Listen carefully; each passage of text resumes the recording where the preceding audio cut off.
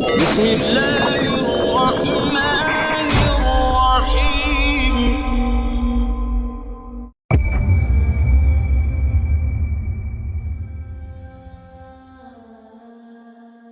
Et en plus de cette âme, qu'est-ce qu'on a d'autre? Qu'est-ce qu'on a d'autre avec nous? Ash-Shaytan, c'est exact. Le diable, le démon. Le Shaytan, est-ce une réalité ou une fiction?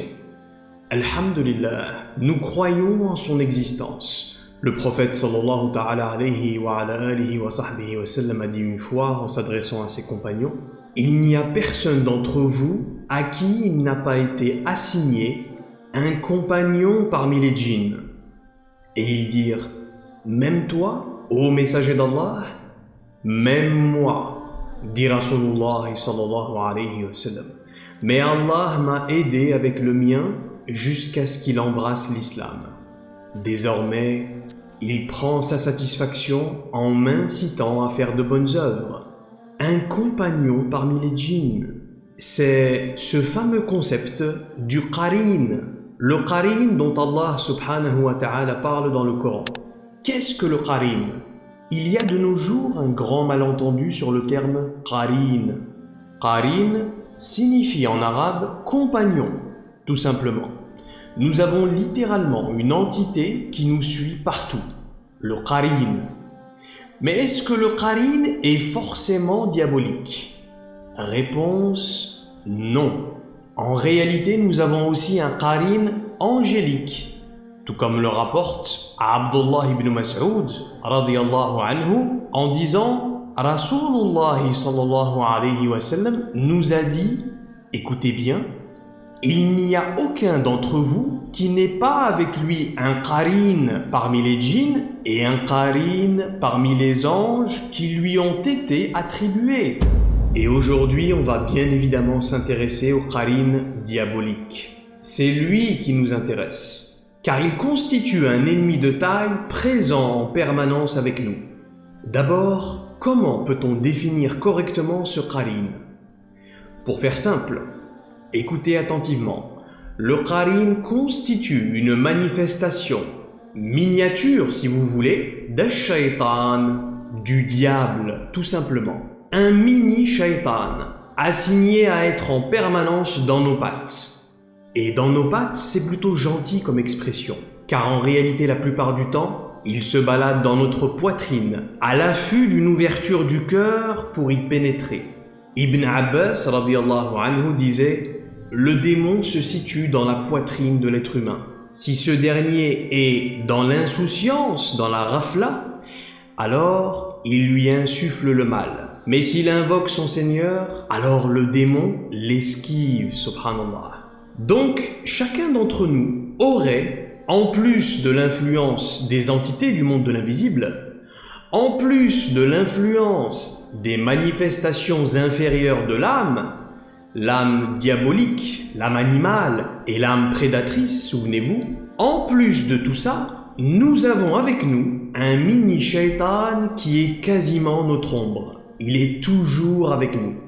Et laissez-moi vous dire une chose, ça va peut-être choquer certains d'entre vous, mais nous n'avons pas qu'un seul qarin avec nous. Ils peuvent être plusieurs, car Allah subhanahu wa ta'ala dit dans son verset: Ba'da a'udhu billahi minash shaytanir rajim, bismillahir rahmanir rahim, wa man ya'shu 'an dhikrir rahman nuqayyid lahu shaytanan fahuwa lahu qarin. En ce qui signifie: et quiconque s'éloignera du rappel d'Allah, nous lui assignons un shaytan qui sera pour lui un compagnon. Autrement dit, qui ne le quitte jamais. Et qu'est-ce que le rappel d'Allah?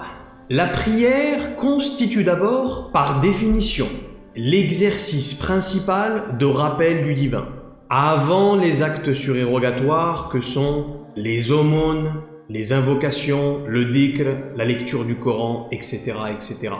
Donc, en plus de notre shaytan intime qui nous est assigné à tous par défaut, un autre qarin supplémentaire est assigné à celui qui se détourne de la prière, par exemple.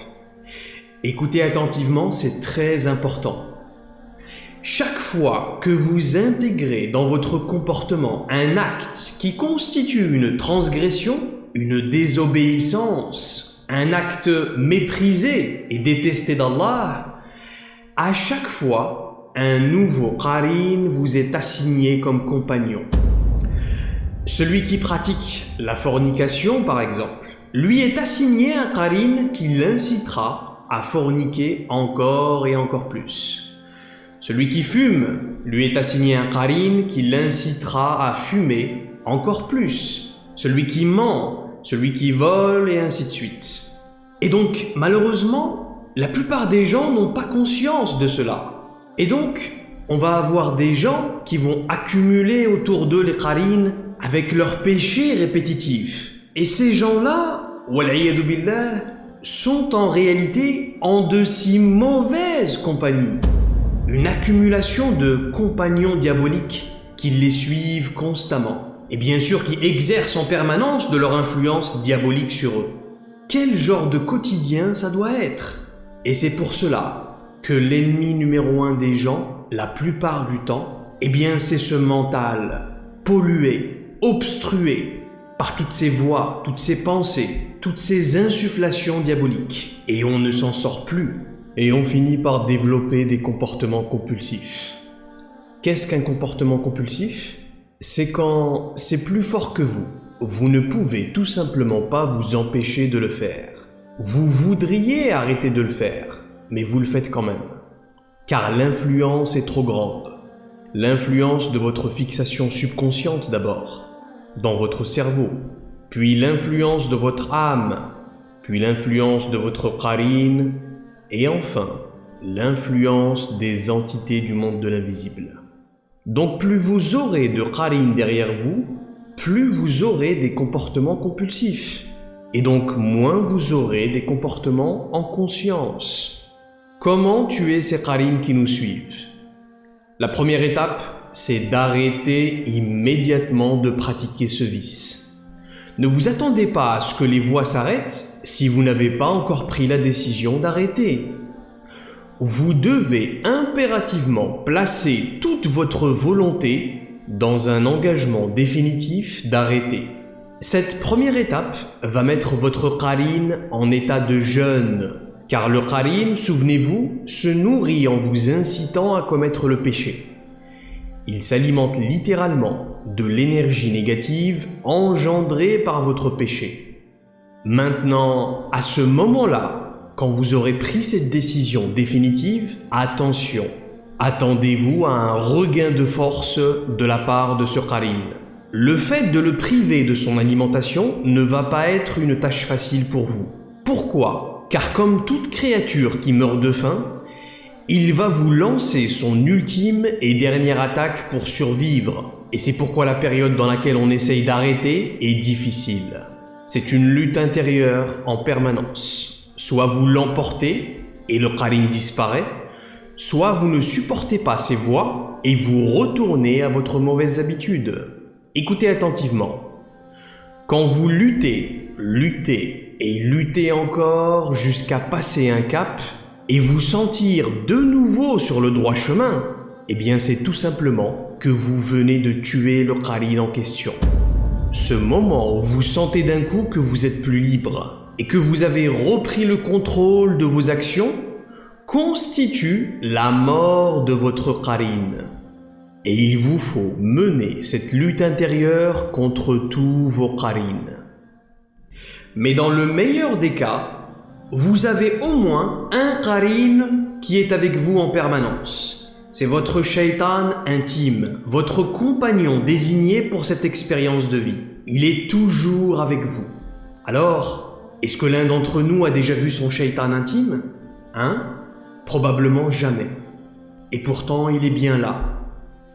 Et si je prétends croire en la parole d'Allah, alors l'existence de ce shaitan est une certitude pour moi. Mais si je suis de ceux qui ne croient qu'en la science concrète et empirique, la science qui n'est validée que si elle est expérimentée dans les laboratoires, alors, malheureusement pour moi, mon expérience de vie se restreindra au monde superficiel, le monde de la 4D, le monde matériel. Car selon cette logique-là, la science sait mieux que tout. Et si la science ne l'explique pas, et si la science ne le comprend pas, c'est sûrement que ça ne doit pas exister. Et il fut un temps où les scientifiques croyaient qu'il n'y avait que le monde empirique, le monde matériel superficiel. Et ils ne croyaient qu'en la science empirique. Et ils ne croyaient qu'en la physique empirique et les lois empiriques. Mais les scientifiques savaient que quelque chose leur échappait. Ils savaient pertinemment que leur savoir était incomplet, jusqu'à ce qu'ils découvrent et qu'ils reconnaissent finalement l'existence d'un monde plus vaste. Un monde caché, le monde du subconscient, le monde de l'invisible, les dimensions quantiques de la création. Ils ont fini par réaliser, naturellement, que certaines lois de la physique classique, à un niveau plus profond, ne fonctionnaient plus. Étrange. La science concrète échoue au-delà d'un certain seuil de profondeur, subhanallah. Par exemple, la science a échoué à expliquer et à comprendre ce qu'il y avait dans cet espace entre le noyau et les électrons d'un atome. Et ils ont donc été obligés de reconnaître l'existence de la physique quantique. Même si certains d'entre eux ont refusé de l'accepter au début, y compris Einstein lui-même, qui disait au départ « Non, Dieu ne joue pas au dé ». Car dans la science quantique, il y a aussi énormément de statistiques et de probabilités. C'était le point de vue d'Einstein.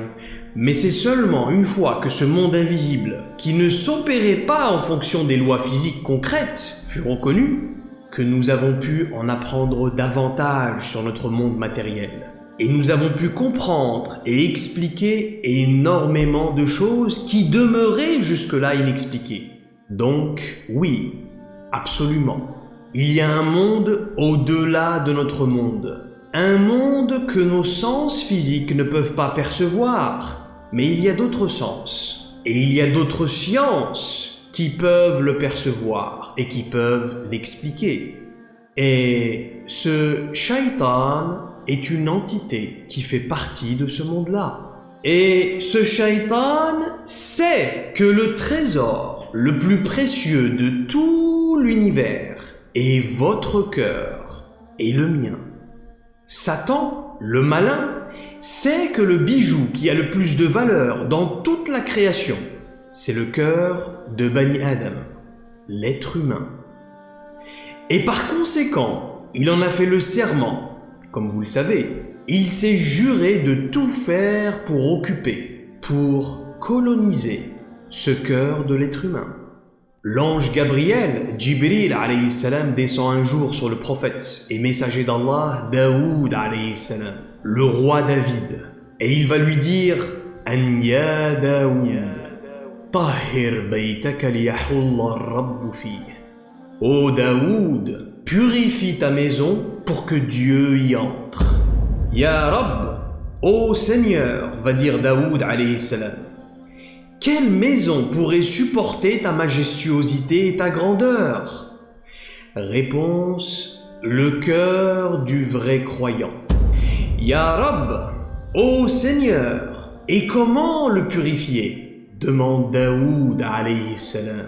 Et Allah subhanahu wa ta'ala va lui dire « Ô Daoud, allume dans ton cœur un feu qui brûlera tout ce qui n'est pas pour moi. » Et dans le très célèbre hadith Qudsi, Allah subhanahu wa ta'ala nous dit « Ni ma terre ni mes cieux ne peuvent me contenir, mais le cœur de mon serviteur croyant, lui, me contient. » Et on prend conscience petit à petit que ce cœur constitue en réalité un espace en nous dans lequel se manifeste le divin. Mais encore faut-il que cette maison soit nettoyée. Tout comme la Kaaba, la maison de Dieu sur terre, qui fut nettoyée de la main du prophète Mohammed sallallahu alayhi wa sallam, lorsqu'il y pénétra pour y détruire les idoles présentes à l'intérieur. Autrement dit, le cœur de Bani Adam constitue, lorsqu'il est purifié, un trône seigneurial sur lequel s'installe Allah subhanahu wa ta'ala. Ou alors, dans le cas contraire, wal'iyadu billah, un trône sur lequel s'installe Ash-Shaytan, Et ça va peut-être vous surprendre, mais tout comme il y avait des idoles à l'intérieur de la Kaaba à l'époque, nous fabriquons nous aussi dans notre cœur des idoles, des statues, que nous adorons régulièrement. Et de quoi sont fabriquées ces statues? Ces statues sont de nature énergétique. Elles sont composées de l'énergie négative engendrée par nos mauvaises actions. J'ai par exemple le vice des jeux de hasard. À tout moment de la journée, je ressens des envies soudaines d'aller acheter un jeu à gratter. Eh bien, chaque fois que je me soumets à mes pulsions d'aller gratter un blackjack au tabac, j'engendre la création de cette énergie négative qui va venir alimenter cet égrégore initial que j'ai créé en moi, ce point noir dans mon cœur. Ou encore, j'ai le vice, wal'iyadu billah, de la colère, par exemple. Je me laisse souvent emporter par la colère et je ne contrôle plus mes réactions finalement. Et de la même manière, chaque fois que je me soumets à mes pulsions de colère, je suis en réalité, dans une image plus concrète si vous voulez, je viens me prosterner devant cette idole de la colère qui est dans mon cœur. Et je vénère cette statue quotidiennement et je l'alimente et je lui donne du pouvoir. Et cette idole grandit et prend de plus en plus de place dans mon cœur. Et les statues les plus nombreuses et les plus imposantes qu'on a pris l'habitude de développer et d'alimenter dans notre cœur, malheureusement, eh bien ce sont les statues de nos mauvaises relations avec les uns et les autres. Subhanallah. Les relations qu'on a eues et qui se sont soldées par un échec ou des liens qu'on a tissés avec une personne et qui, avec le temps, sont devenus tendus, parfois même toxiques. Avec cette sœur qui m'a trahi, avec ce frère qui a parlé sur moi, avec nos propres frères et sœurs parfois, avec nos propres parents parfois, wal'iyadu billah, dans nos relations amicales et dans nos relations professionnelles et dans nos relations sentimentales, et j'en passe, et j'en passe. Et chaque matin que je me lève, dès que je suis conscient, les premières pensées que j'ai vont directement à lui ou à elle. Et je m'identifie à ces pensées. Et me revoilà dans le film de cet épisode du passé. Et malheureusement, c'est triste à dire, mais la première chose de la journée que je pratique, eh bien c'est ça. Je viens à peine de me réveiller et je suis déjà littéralement prosterné devant cette statue en train de l'adorer. Cette statue de haine et de rancœur. Et il m'a fait ça. Et il m'avait dit ça. Et elle m'avait menti sur ça. Et elle m'avait caché tout ça. Et ça n'en finit jamais. Et la statue s'alimente et elle grandit et elle prend de la place dans mon cœur. Et c'est cela, le concept d'Ash-Shirkul Khafi, l'idolâtrie subtile. C'est cette idolâtrie cachée que nous commettons dans notre cœur, consciemment ou inconsciemment, volontairement ou involontairement. Voilà pourquoi Ash-Shaytan cherche à tout prix, par les moyens les plus explicites et les plus extravagants, tout comme par les moyens les plus subtils, à travers les grandes portes, tout comme à travers les petites portes, à coloniser votre cœur et le mien, pour y installer à l'intérieur des statues, des idoles, qui vous entraîneront sur le terrain de l'idolâtrie, et par conséquent, vous empêcheront de faire de votre cœur le trône d'Allah subhanahu wa ta'ala. Et la colonisation de ce cœur se réalise de différentes façons. Cultivez et développez en vous les 3 niveaux inférieurs de l'âme animale, l'âme prédatrice et l'âme diabolique, afin que le côté du cœur qui est dirigé vers l'âme ne reçoive que les mauvaises inspirations de celle-ci. Souvenez-vous, le qalb, le cœur, est une lanterne, une lampe, vers laquelle et à travers laquelle les inspirations fusent, comme des faisceaux de lumière. Et Shaitan s'efforce de nous faire développer les 3 mauvaises composantes de l'âme afin qu'elles déversent constamment de leurs mauvaises inspirations dans le cœur. Et il fait ce travail en permanence, assidûment, sans relâche. Il cherche à tout prix à occuper ce cœur et il en connaît parfaitement l'anatomie. Shaitan connaît parfaitement l'architecture de ce cœur humain et par conséquent, il en connaît aussi les portes d'entrée. Et quelles sont ces portes d'accès vers votre cœur? En de simples termes, les portes que le diable utilise pour pénétrer cette forteresse qu'est votre cœur sont nos shahawat. En effet, les savants disent sifatuna, nos propres attributs. Très intéressant, n'est-ce pas? Nos propres attributs et nos propres qualités, quand elles sont négatives, constituent des portes que le shaitan va utiliser pour entrer dans notre cœur. Certains de ces attributs sont les vices et les traits de caractère que nous avons mentionnés, et nous choisissons consciemment de les avoir, n'est-ce pas? Comment? En cultivant et en développant les 3 niveaux inférieurs de notre âme, tout simplement. Et parce que nous choisissons de les avoir, nous choisissons d'inviter le shaitan à l'intérieur de notre cœur. Nous acceptons, nous appelons, nous invitons le diable, shaitan, dans notre cœur.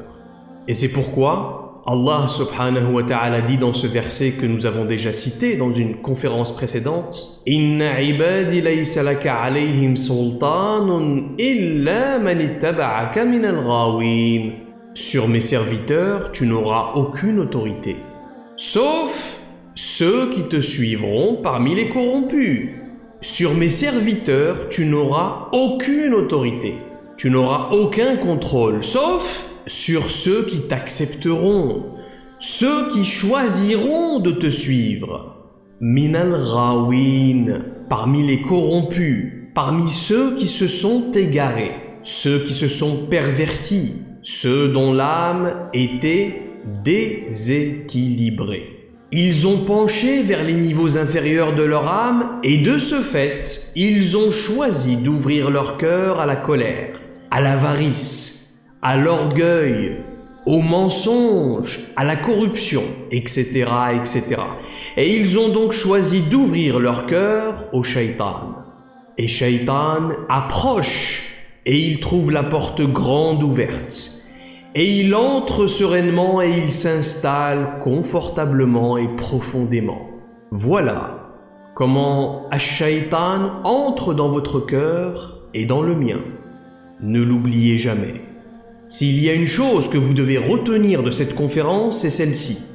Shaytan entre dans notre cœur à travers une invitation. Et plus on va continuer à développer ces traits de caractère négatifs, plus le shaitan va s'installer en profondeur dans notre cœur. Et quand le shaitan s'installe profondément dans le cœur, alors le vrai se confond avec le faux. Et le faux devient le vrai. Car en réalité, lorsque le cœur est occupé par shaitan, ce cœur devient voilé. Vous savez ce que ça veut dire, n'est-ce pas? Ça veut dire que la lumière n'y passe plus. L'information véridique, le savoir et la connaissance deviennent inaccessibles car la vision est faussée à ce moment-là, car la raison est obscurcie. Même le système cognitif est affecté. Et notre analyse des choses, notre discernement, notre sens du jugement s'obscurcissent. Et on va commettre des actes, et on va blesser des gens, et on va être injuste dans certaines situations sans même en avoir conscience. Non, j'ai bien fait de le faire, c'est moi qui ai raison. Et c'est pourquoi Allah subhanahu wa ta'ala dit dans le Coran: وَلَا تُطِعْ مَنْ أَغْفَلْنَا قَلْبَهُ عَنْ ذِكْرِنَا وَاتَّبَعَ هَوَاهُ وَكَانَ أَمْرُهُ فُرْطًا. N'obéis pas à celui qui, premièrement, a le cœur voilé et dont nous avons rendu le cœur de celui-ci insensible à notre dhikr, notre rappel. Et deuxièmement, وَاتَّبَعَ هَوَاهُ, celui qui a suivi ses hawa, ses pulsions, ses désirs. Autrement dit, celui qui suit les pulsions de son âme animale. وَكَانَ أَمْرُهُ فُرْطًا, car son discernement est faussé. Et les savants disent qu'effectivement, le fait de développer les 3 mauvaises composantes de l'âme détériore même nos habiletés cognitives, notre intellect, notre clarté d'esprit, notre jugement rationnel, en conséquence de développer ces 3 mauvaises composantes de l'âme. La première étape, c'est quand Shaitan attaque le cœur de l'individu et qu'il s'y installe profondément. Et même si la personne est pieuse, masha'Allah, même si son khuluq est excellent, Shaitan va quand même pouvoir l'attaquer. Comment? Avec le bon timing. Écoutez attentivement. Le diable est champion du monde, toutes catégories confondues, sur le ring de la lutte psychologique. Il va attendre que vous baissiez juste un peu la garde et boum, avant même que vous en ayez conscience, il a déjà lancé son attaque. En d'autres termes, le malin attaque quand on est en rafla, quand on est dans un moment d'inattention, quand on oublie Allah un instant, quand on est insouciant du facteur divin, distrait par le monde d'ici-bas, par les émotions que la situation crée en nous. À ce moment précis, Shaitan est capable de pénétrer dans le cœur. Man aghfalna qalbahu an dhikrina, dit le verset. Celui dont le cœur est devenu inattentif à notre rappel. La rafla est par conséquent un état d'absence du rappel de Dieu, un état dans lequel nous ne sommes plus conscients d'Allah. Et c'est la raison pour laquelle, en conclusion de cette conférence, Ibn Abbas radiyallahu anhu wa ardah dit dans son commentaire de Surat An-Nas que vous connaissez tous, concernant le verset Min sharril waswas al-khannas, Qul a'udhu bi rabbin nas, je cherche refuge auprès de Dieu contre al-waswas al-khannas. Qu'est-ce que al-waswas al-khannas? Abdullah ibn Abbas radiyallahu anhu wa ardah a dit Ash-shaytanu jathimun ala qalbi ibn Adam. Shaitan, le malin, se tient debout près du cœur de l'être humain. Il l'observe en permanence sur la pointe de ses pieds, tel un prédateur prêt à bondir sur sa proie. Ida rafala waswas wa ida dhakara Allah khanas, dit Ibn Abbas radiyallahu anhu wa ardah. Lorsque l'individu est dans un état d'inattention, lorsqu'Allah et le rappel d'Allah ne font plus partie de l'environnement de cet instant, Shaitan waswas, il attaque, il entre dans le cœur, et il suggère, et il intrigue, et il obscurcit la situation, et il sème le doute. Mais quand le serviteur est dans un état de dhikr, dans un état de rappel, dans un état de proximité d'Allah subhanahu wa ta'ala, le shaitan khanas. Al-khannas, c'est celui qui se volatilise, c'est celui qui disparaît, c'est celui qui fuit.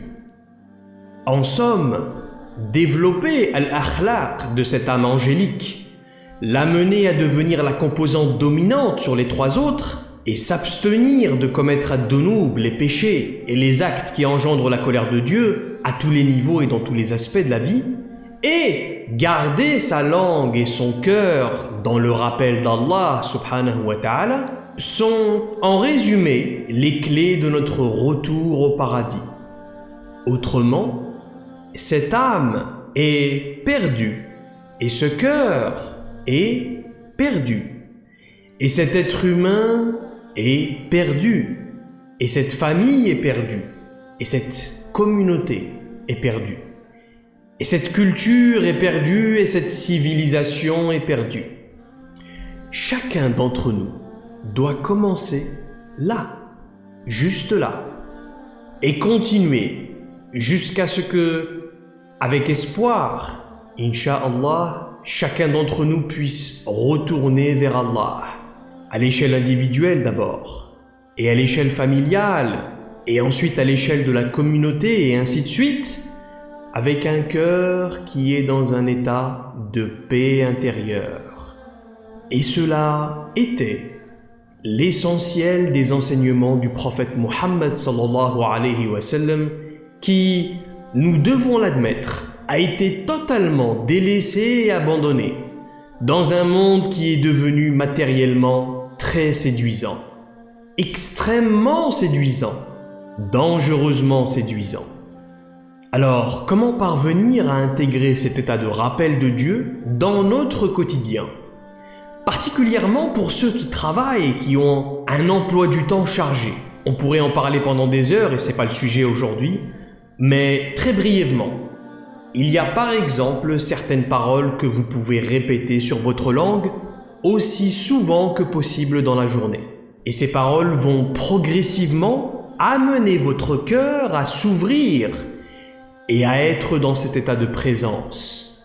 Si je peux dire, le matin, le midi, le soir, pendant que je marche, pendant que je conduis, pendant que je travaille, et même pendant que je suis au bloc en train de réaliser une opération chirurgicale. Subhanallah wa bihamdihi, Subhanallah al-azim, tout simplement. Si j'arrive à maintenir ce rappel et à rester dans cette présence, parce qu'au bout d'un moment, la partie inférieure de mon âme va me dire « C'est bon, s'il te plaît, stop, je m'ennuie là ». Mais si vous arrivez à rester dans cet état, à le maintenir le plus longtemps possible dans votre journée, Inch'Allah, avec le temps, ça vous élèvera à un tout autre niveau de conscience. Est-ce que le prophète sallallahu alayhi wa sallam était occupé? Est-ce que le messager d'Allah était un homme occupé? Est-ce que vous et moi, ou quelqu'un d'autre ici, peut prétendre être plus occupé que le prophète sallallahu alayhi wa sallam dans sa vie et dans son quotidien? Méditez là-dessus. Et pourtant, Rasulullah sallallahu alayhi wa sallam était tout le temps en état de dhikrullah azza wa jal. Tout le temps. Et il a dit une fois, sallallahu alayhi wa sallam, لأن أقول سبحان الله وبحمده أحب إلي مما طلعت عليه الشمس. Subhanallah. Est-ce qu'on peut comprendre cela? Il dit, pour moi, le fait de dire Subhanallah wa bihamdihi est plus cher à mon cœur que tout ce qui est illuminé par la lumière du soleil. Essayez par vous-même. Essayez juste ça. Je vous en dirai pas plus pour le moment. Juste ça. Essayez d'être régulier. Essayez de garder le rythme et Inch'Allah, vous le sentirez petit à petit dans votre cœur. Bismillahirrahmanirrahim. Wal asri inna l'insana lafi khusr illa alladhina amanu wa amilus salihat wa tawasaw bil haqq wa tawasaw bis sabr.